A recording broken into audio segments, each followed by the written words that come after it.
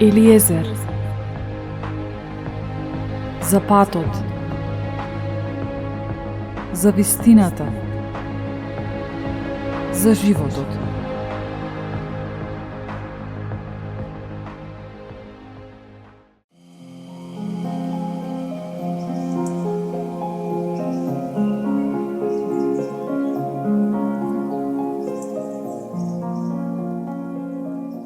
Обновувањето на умот не е само ментален процес кој вклучува техники и методи, туку е и духовен процес. Ние имаме физичка, душевна и духовна природа. Сите тие се преплетени заедно и треба да функционираат урамнотежено. Целта на обновувањето на умот е негово слободување од темнината, од затворот во кој се наоѓа. Умот е борбено поле. Како би се соочили и победиле со темнината доколку немаме соодветно оружје, соодветни стратегии?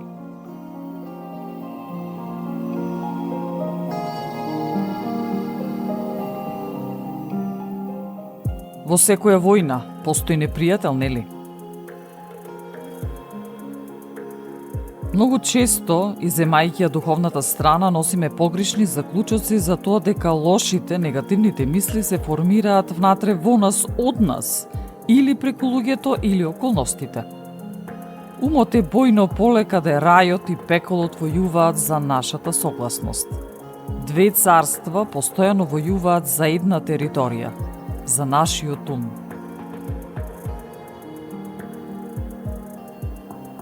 Умствените тврдини се лаги кои ја зафаќаат нашата логика. Тие се мисли кои се засилени, зацврстени преку повторување, емоции и искуства.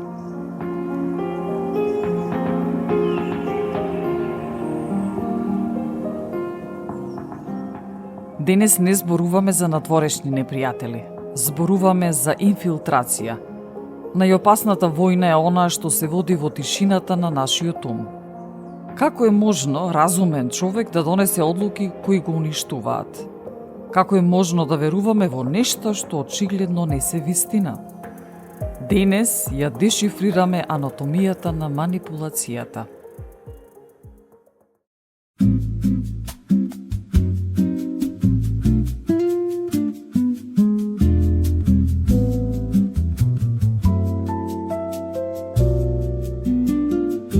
Seeing the multitudes, he went up into a mountain, and when he was set, his disciples came unto him, and he opened his mouth and taught them, saying, "Blessed are the poor in spirit, for theirs is the kingdom of heaven. Blessed are they that mourn, for they shall be comforted. Blessed are the meek, for they shall inherit the earth. Blessed are they which do hunger and thirst after righteousness, for they shall be filled. Blessed are the merciful, for they shall obtain mercy. Blessed are the pure in heart, for they shall see God. Blessed are the peacemakers, for they shall be called the children of God. Blessed are they which are persecuted for righteousness' sake, for theirs is the kingdom of heaven. Blessed are ye when men shall revile you and persecute you, and shall say all manner of evil against you.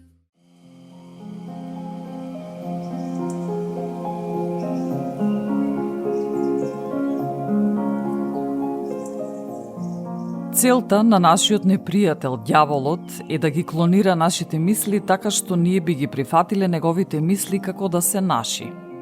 Во Евангелие според Јован 13:2 стои: За време на вечерата, кога ѓаволот веќе стави мисла во срцето на Јуда Симонов Искариотски за да го предаде.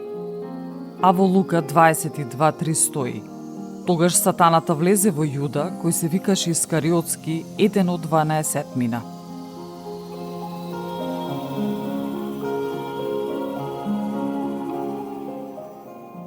Ѓаволот стави во умот на Јуда мисла, предлог за да го предаде Исус. Истото го прави ѓаволот секојдневно со секого од нас. Па таа мисла ја зачинува со емоција, па сето тоа го заокружува со околностите кои ги создава за таа мисла да изгледа вистините. Прашањето е дали ние расудуваме за тоа или не. Ѓаволот ја насади мислата во Јуда, а тој ја испланира и ја изгради таа мисла. И како што гледаме, таа мисла се реализира.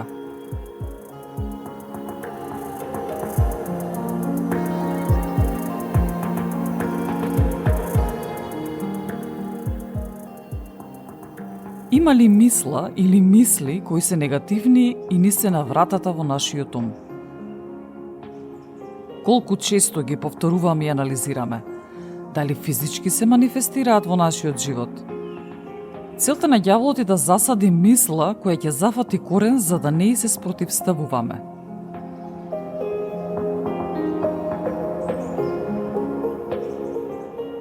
Во што веруваме во моментов? Дека сме можеби недоволни, неуспешни, грди, без влијание, без авторитет во општеството, во семејството, на училиште, на факултет, на работното место, дека сме недостојни за почит, за внимание, за добро здравие и што уште не.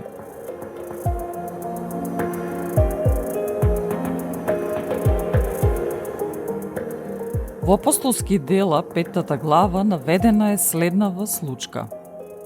А еден човек по име Ананија со својата жена Сапфира ја продаде нивата.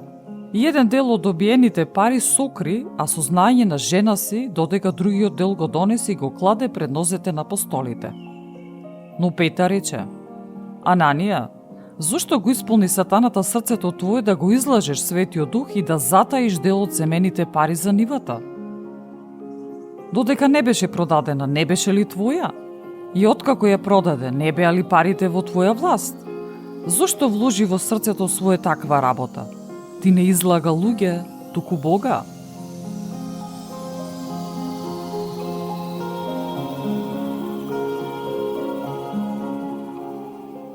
Која негативна мисла ја наводнуваме секојдневно? Која мисла ја анализираме и се бедуваме себе си дека е исправна мисла, а всушност не е? Како да расудиме дали мислата е Божја или од ѓаволот?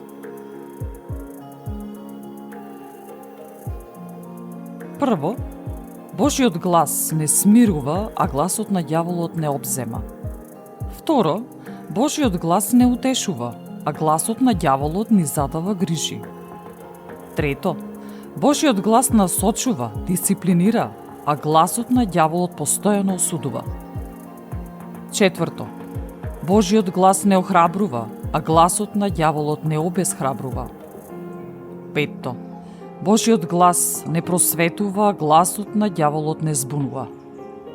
Шесто, Божјиот глас не води, а гласот на ѓаволот не присилува и не турка. Седмо, Божјиот глас не спасува, а гласот на ѓаволот не заплашува. И осмо, Божјиот глас не смирува, а гласот на ѓаволот не брза и притиска.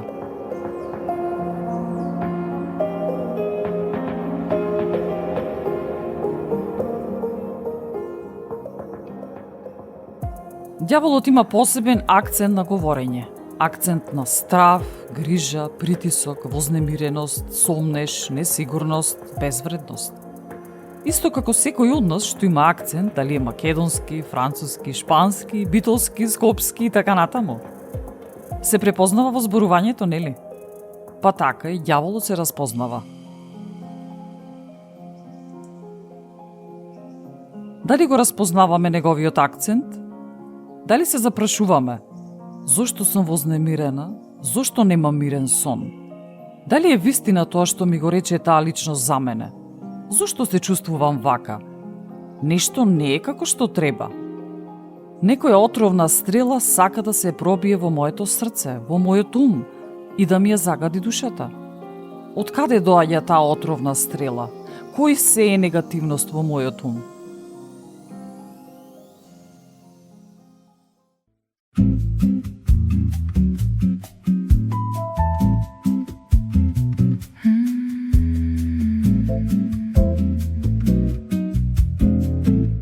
Again ye have heard that it hath been said by them of old time, thou shalt not forswear thyself, but shalt perform unto the Lord thine oaths. But I say unto you, swear not at all, neither by heaven, for it is God's throne, nor by the earth, for it is his footstool, neither by Jerusalem, for it is the city of the great King. Neither shalt thou swear by thy head, because thou canst not make one hair white or black. But let your communication be yea, yea, nay, nay. For whatsoever is more than these cometh of evil.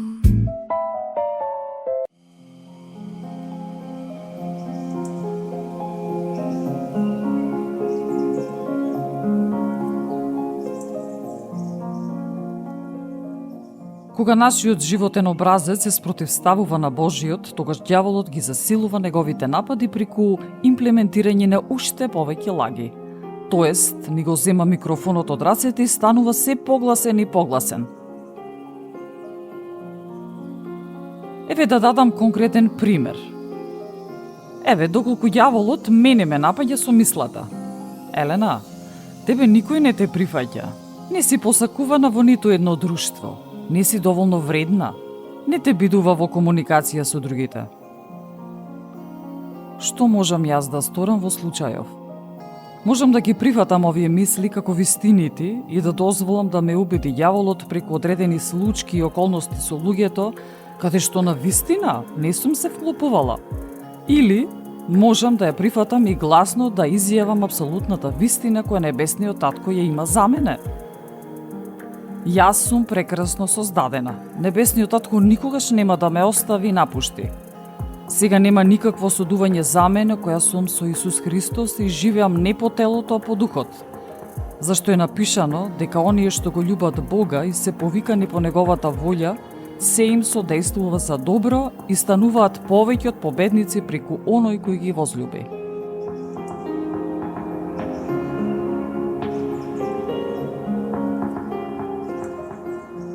Ова е само дел од она што небесниот татко го кажал за мене.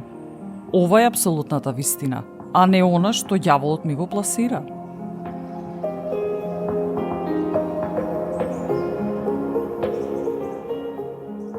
Војувањето и спротивставувањето на лагите на ѓаволот не трае само еден ден или неколку дена или месеци.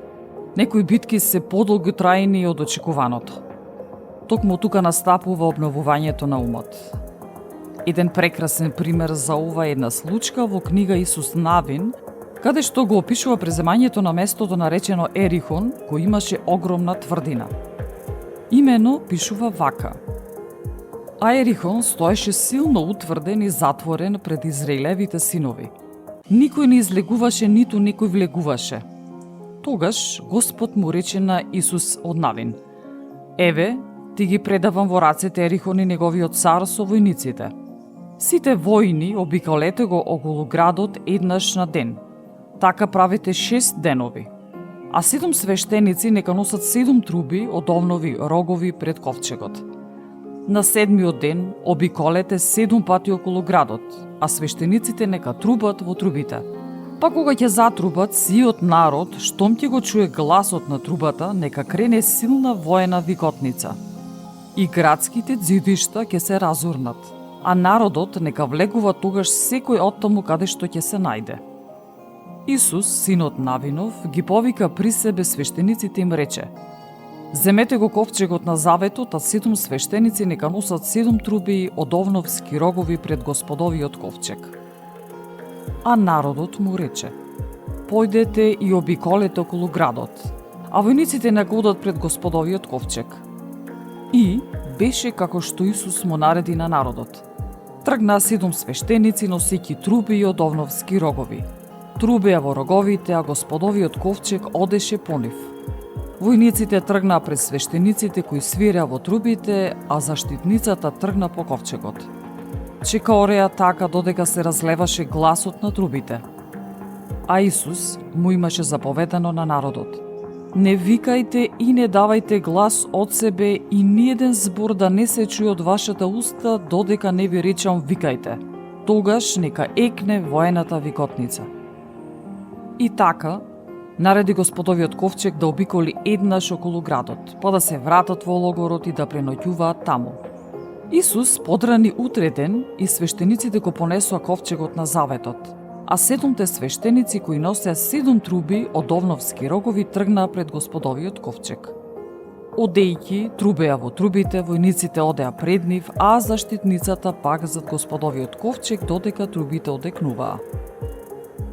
И на другиот ден обиколија еднаш околу градот, па се вратија назад во логорот.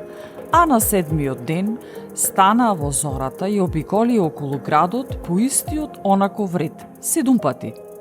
Само во тој ден обиколија 7 пати околу градот.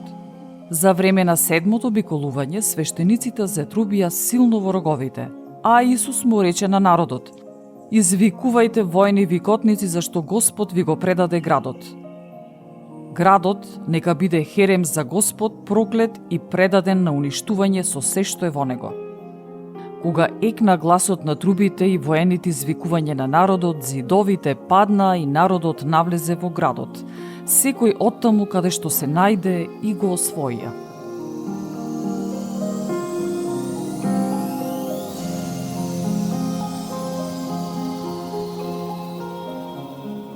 Исто е и со нашите умствени тврдини, кои прераснале во огромни тврдини, преку прифаќање на лагите од ѓаволот. Ден по ден зидовите на лагата пукаат и еден ден целосно ќе се срушат. Исто како што сме ги наводнувале семињата што ѓаволот ги насадил, така треба да ги наводнуваме и семињата што се насадени преку Божиот збор. Лагите се заменуваат со вистина.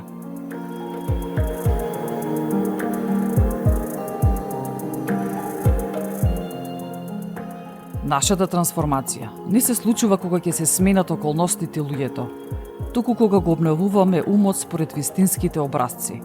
Како што се трансформираме, така се менуваат и околностите.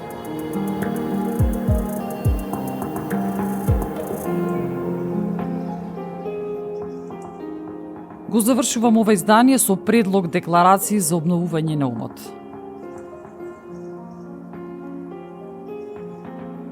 Јас одбивам да бидам усогласена и прилагодена според образците на светот.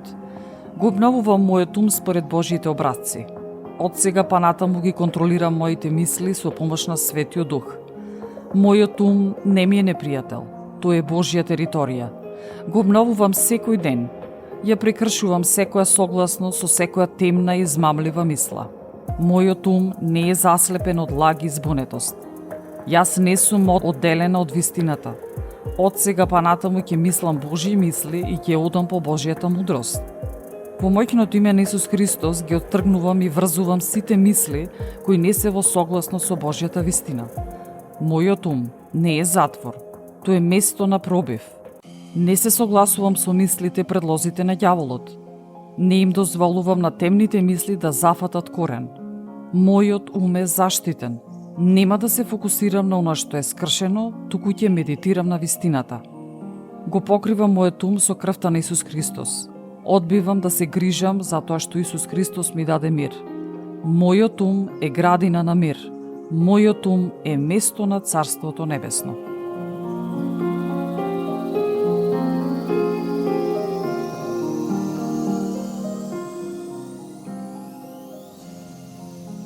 Драги мои, се слушаме во следната епизода. Останете слободни.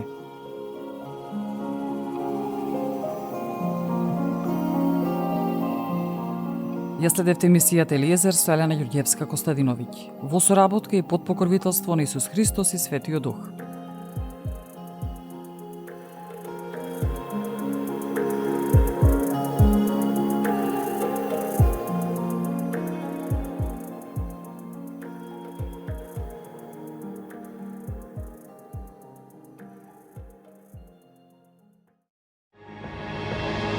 Елиезер,